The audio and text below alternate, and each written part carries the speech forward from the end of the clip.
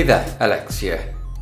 If you're an Android fan, then you probably already know why the new Nokia devices this year are so interesting. They're all part of the Android One program, which means a clean software experience that has been approved by Google. Amongst all the devices announced, the Nokia 7 Plus is the one that really caught my attention.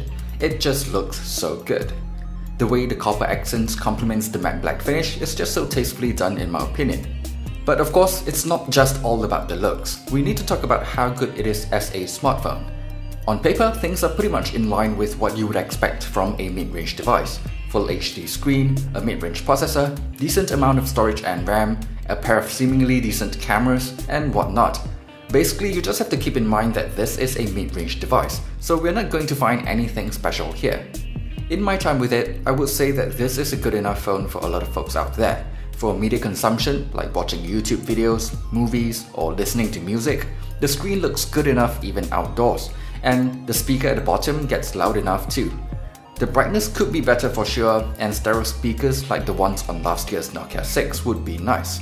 Not sure why they stopped doing that, but on the bright side, the headphone jack is still here, a feature that's disappearing from flagship devices. In terms of performance, it's mostly pretty good too. During the initial setup process, installing apps and whatnot, I did notice a bit of stutter, but after that it's been mostly smooth. It runs all the apps that I need from a phone, and even for gaming, the chipset handled it like a champ. No surprises here since the Snapdragon 660 is one of the higher tier mid-range chipsets. Part of the perks of using a mid-range chipset is of course its power efficiency, and combine that with a pretty generous 3800 mAh battery means that the phone can easily last me over a day of use, sometimes even two. The next big thing to talk about would be the cameras. We get a dual camera setup with one of them being a telephoto lens. It's obviously not going to be as good as flagship devices, but it's not bad for a mid-range phone. It performs admirably in most situations. I did notice a few things though. The auto exposure can be a bit higher sometimes in challenging lighting conditions, and in low light, sometimes I do notice a bit of camera shake. Another thing that stood out to me was the difference in color and lighting when switching to the telephoto camera. All of this is to be expected for a mid-range phone. Overall, it's still what I would consider to be a satisfactory experience.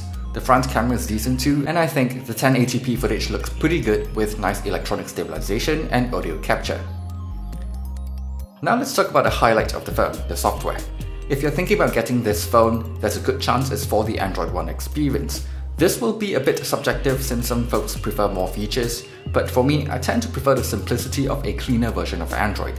I also think that having reliable updates is pretty important for security reasons, and Nokia has been doing a great job over the past year, so that's another reason to go for this phone. As a mid-range phone, I think the Nokia 7 Plus is a pretty good option.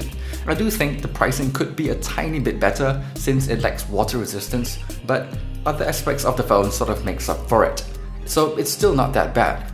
I also think that if you want better bang for your buck, you're probably better off with the OnePlus 5T. But if you like the design of the phone, the fast and reliable software updates, and the solid battery life, then the Nokia 7 Plus is the way to go.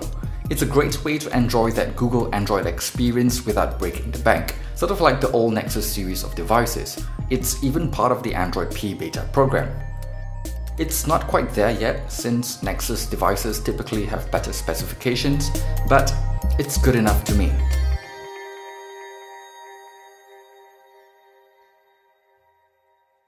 Thanks for watching my review of the Nokia 7 Plus. If it was helpful, do leave a like and subscribe to the channel for more reviews in the future. Thanks again, and see you guys on the next one.